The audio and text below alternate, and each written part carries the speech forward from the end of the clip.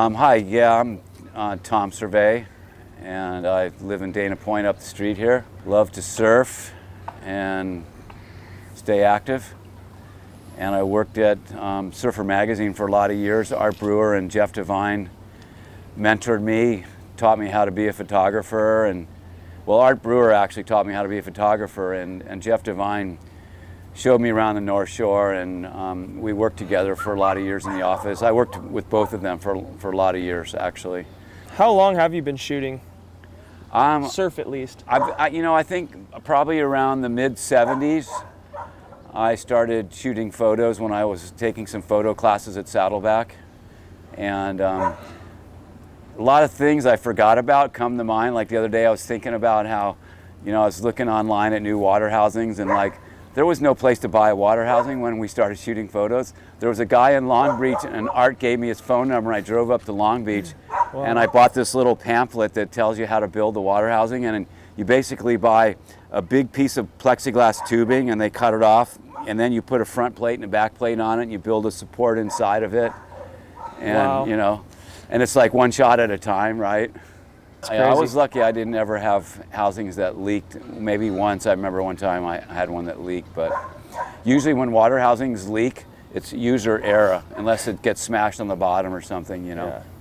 Has photography always been your sole profession, or did you do anything before that? You know what, I never went to four-year college. I just went to Saddleback, and I didn't know what I wanted to do, so I actually went to a couple years of junior college in Florida, in Fort Lauderdale, and I didn't know what I wanted to do after 2 years still, so I said, well, I'm just going to go to California and go surfing for a year and finish up my degree at Saddleback. Well, it took me a couple more years to finish, but I started, I got involved with photography, and that's kind of where it started. And I loved surfing. I loved all sports, actually, but I was, never even as good as you are, Mike, as an athlete, and, had this fantasized dream that maybe I could be a professional athlete, but I was never good enough. So photography seemed like the next best thing to me. Yeah, I mean, that makes complete sense. Then you get to be around the sport still. I get to be around the sport. Athletes. I kept surfing, and I got to do, I'm a huge, I think windsurfing is my favorite sport. I love snowboarding. I've done all kinds of sports, a lot of tennis, golf, Awesome. racquetball. Yeah. So I've just loved being active, and so I felt like being a photographer allowed me, and I don't know, I just like taking photos, something about it, It was, as a job, it was something that you liked doing. It wasn't a job that you just did to make money. And so, we didn't make much money being a photographer, but, we loved our life, which was more important, I think. Absolutely. Do you have a favorite shot that comes to mind when you think back? Jesus, not really. It's hard to pin one. After shooting photos since the early to the mid 70s or so, what's that? Almost 50 years now. Yeah. I've been, I don't consider myself a great photographer, but I feel like I work pretty hard at it.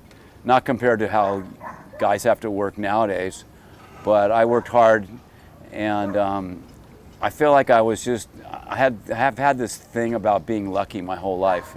My whole life just seems to be one lucky thing after another, and I feel like that's what happened with my photos. I would just get lucky because no one wanted to get in a certain boat at Chopu, and after an argument about it, I just go, screw it, you guys, I'll get in the least desirable boat.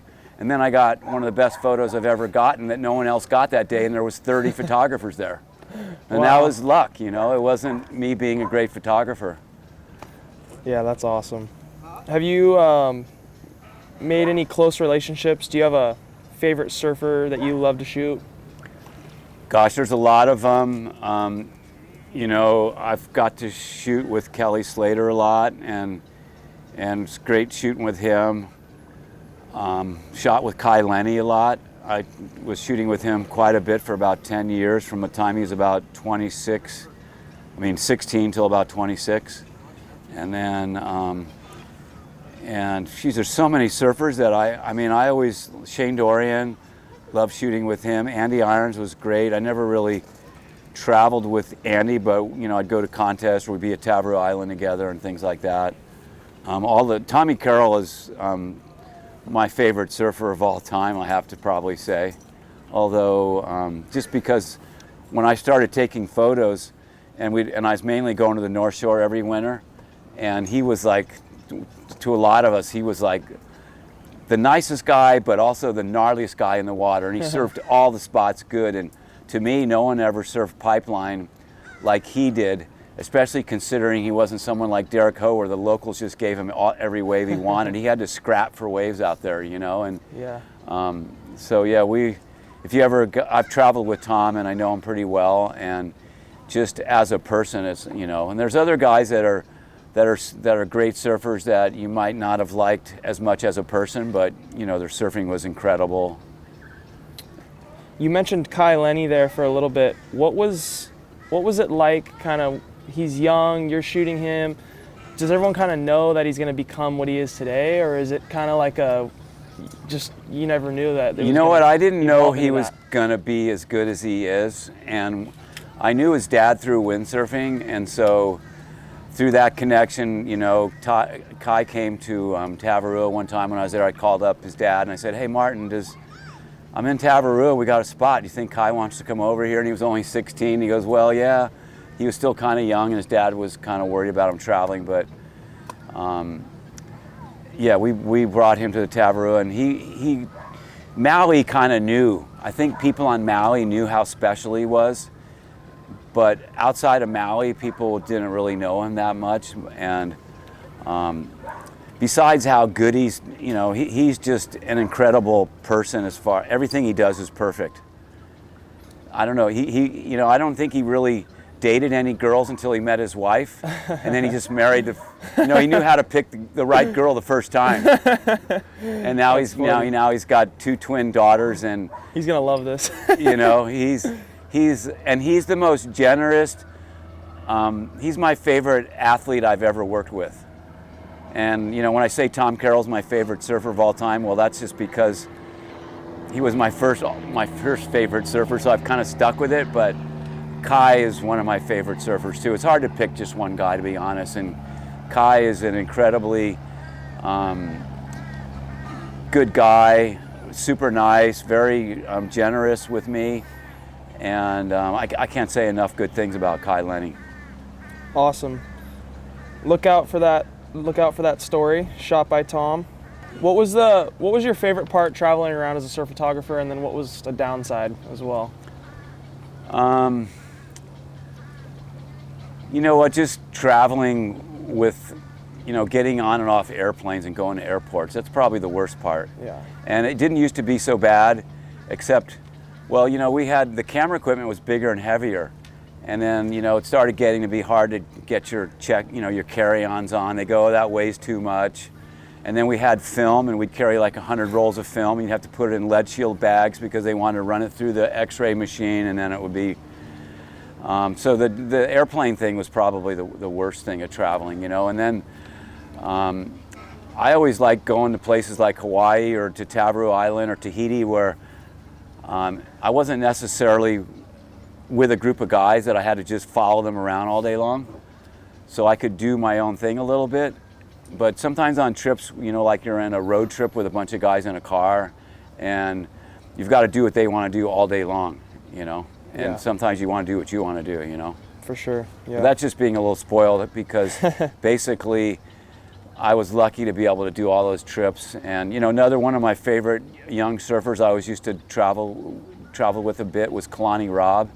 And Rob Machado, he's another favorite surfer I've shot with a lot and traveled with. And one of the good things is when you do all these different sports, and like for a while on the North Shore, tennis was really big, and we'd always go over to the Pipeline tennis courts at the end of the day, and Simon Anderson would be over there, Dave Kennedy, Dave McCauley, Mike Parsons, and we'd all go over there and have these tennis matches. And then all of a sudden golf became popular, and then we'd all go golfing. Shmoo and Ross Williams and Kelly I played a lot of rounds with Kelly, and so that was always fun. When the down days, we'd go golfing or play tennis. And then when we were in places like Fiji and Tahiti, they actually had a tennis court, and people would go the mainland to play golf sometimes. But in Tavarua and Fiji, we just go fishing a lot. And I love fishing. I grew up in Florida, so fishing is what kind of actually sparked my interest in surfing, because in the 60s, when I was fishing off the fishing piers, all of a sudden surfboards started showing up, and I would be fishing and watching guys ride waves all day long. And so that got me wanting to be, to get into surfing. You mentioned bringing all the film on the airplane and how much of a pain that was, but if you had to choose, not one to shoot for the rest of your life, but what's your real true love, digital or film? Well, to be honest, there's a lot of great things about digital, especially backlit and shooting under, low light conditions. But to be honest, digital just made it much more competitive, and it made it much easier. First, there was autofocus and auto exposure, which auto exposure wasn't very helpful with film, because we shot slide film and it had to be within a half stop. And so, but the autofocus made it easier. But then for years, me and Divine were just like, where's all the new young guys, because people would get a camera and they'd buy a roll of film, and it's like $20 for the film and processing, and then they got 36 shots, and after about 5 rolls, they got 0 photos and they're out $100, and they just give up. So digital is pretty much made it wide open for everybody, and it made it a lot easier for people that didn't have that technical expertise to actually get good photos. And then also, as the digital got better and better, it took out the. Let them pass. As digital got better and the resolution got better and better, it even allowed for photographers not to shoot tight and to compose photos. Yeah. You just pull back and shoot it, and then you go in and crop it later. And then so you didn't even have to have good composition when you shot the photo, which is another thing we had to, they could crop a photo before they printed it in the magazine, which they did a lot, but or they'd crop it vertical or horizontal. But we always took a lot of pride in shooting a photo and using that photo from side to side, like not cropping it, just like, oh, this is how I shot it. The horizon levels the horizon's level. Yeah. All that kind of stuff was something that we strived for. Kind of back on that, not to make you choose, but are you still shooting a lot on the water? And did you prefer to shoot water or land? What was kind of your preference?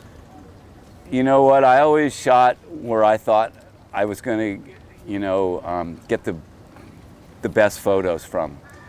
And a lot of times that would be in a boat, sometimes on the land.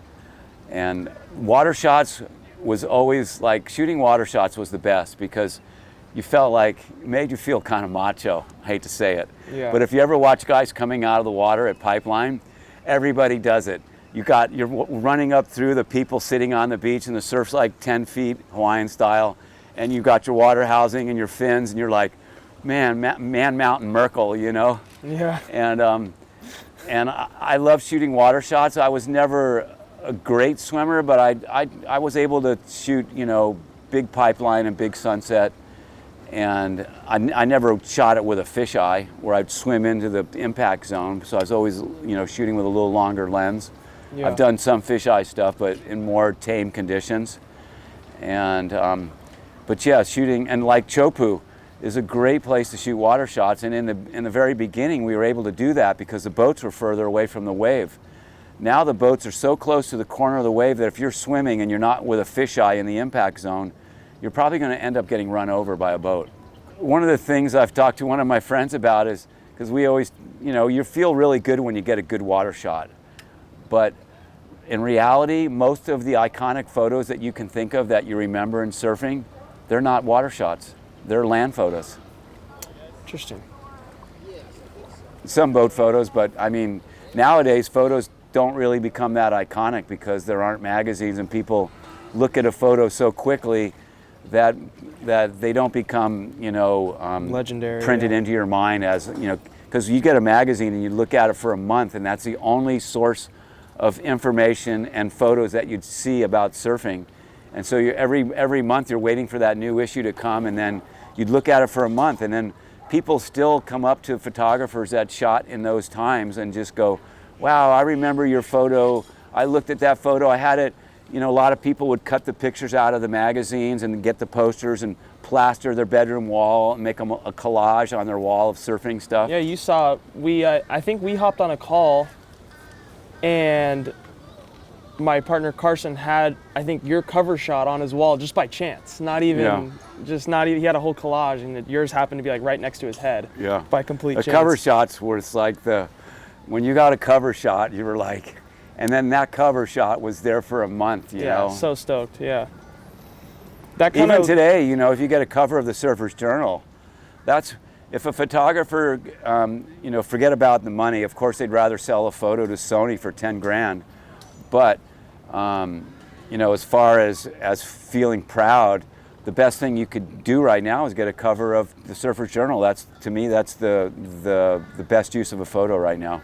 Definitely. Most prestigious use of a photo. That kind of leads into the next question with how has being a photographer, the life of a photographer, changed with print being less prominent now?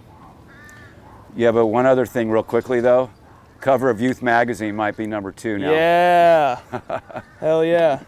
After the Journal. Coming soon. So what was that question again now?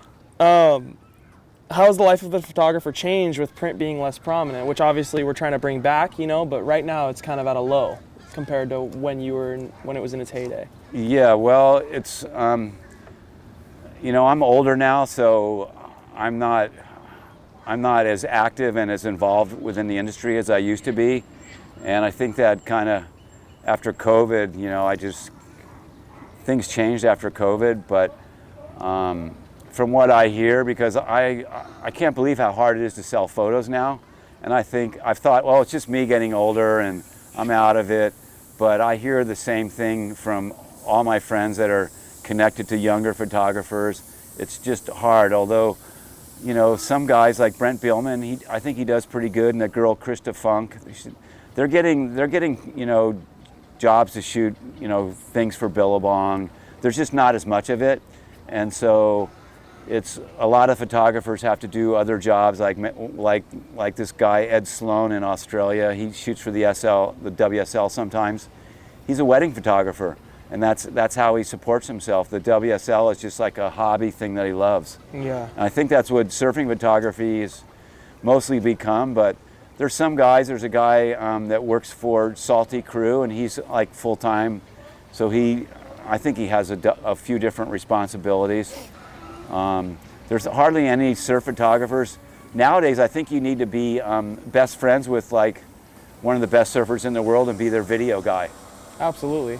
And then you get to travel around the world with them and they pay for everything. But every time you're just like on call and they don't want to go tell you, hey, 10 o'clock tomorrow, usually you're just on call all day long, yeah, waiting for them to go surfing. And then they call you and then you have to rush down to the beach. Yeah. It's hard work for sure. It's hard work. It's like, you're like, it's like being a doctor or a fireman. You're on call 24 hours a day almost. Last question, do you have any plans in the future do you have anything you want to talk about when it comes to your future plans as, content or anything like that? Well, first thing I guess I'd say is my future plans are to have as much fun as I possibly can while I'm still healthy enough to do so, because I'm not 20 years old anymore. And so, you just become a little bit, I don't like to talk about being older and stuff, but because I still feel young, but I know there's, you only fight father time for so long. Absolutely. So I'm just grateful to still be healthy and to have had all these great experiences in life, and to still be healthy enough now to do the things that I was doing in my 20s, which was windsurfing a lot and staying active. So there's other things besides windsurfing, but that's kind of my favorite sport right now, because like last night, I hate to admit it, and I don't want to sound like in the old days type of stuff, but all the electric bikes at Trestles is just people flying by you 100 miles an hour. And then last night it was like getting dark, which is usually a peaceful time down there, but now there's the e-bikes. Okay, forget the e-bikes. there was like these two, they looked like fighter jets. There was two drones that were flying up and down the beach, and they were super noisy. Yeah. And then when I was walking across the railroad tracks, there was a train coming, so I had to wait. And the drones were flying down the railroad track and then flying back toward the train and then following the train. And I was like, it's like, wow, what happened to that peaceful, quiet, you know, because usually when you go down at trestles at the end of the day and until dark, that's when no one wanted to ride their bikes back in the dark, the mosquitoes were out. But now it's different, you know. So that's why I like windsurfing, because I've always enjoyed windsurfing as much as surfing. And I go up north by Big Sur, and it's like this quiet, beautiful beach. And, you know, similar to snowboarding, even if it's crowded, you're on a mountain or you're in the ocean, I'm still flying along on a board that's 7.6, which is like a mid-length. And I'm going super fast, 20, 25 miles an hour. And, you know, we ride waves and we jump waves. And so it's just a lot more of an organic experience than going down and, you know, you saw Doheny just now, right? Oh my God, yeah. Crazy. Yeah. Well, but still, there's a lot of good fun to be had. You know, I'm not trying to dice it, but you know, things change, and you know, you can't expect things to stay the same. Yeah, for sure. Well, I think we got plenty. That was awesome, and I just wanted to say thank you for all your contributions. This first edition, like, never would have been able to be possible without your photos and your work and your time and connections and all that. So, you know, we owe you one. Thank you so much. You know what? Thank you. And to be honest with you, it's a pleasure for me because of all the things I've gotten to do. And now there's not that much money, but you know, it's hard to work really hard and go out of your way to shoot photos that you might not sell. But like going to Hawaii, you know, you still get photos of John that are valuable to my collection. But to be able to give a little bit and to see my photos being used, that's a great joy. And to help you guys out is as much of a gift to me as it is to you. And so, you know, that's a good thing.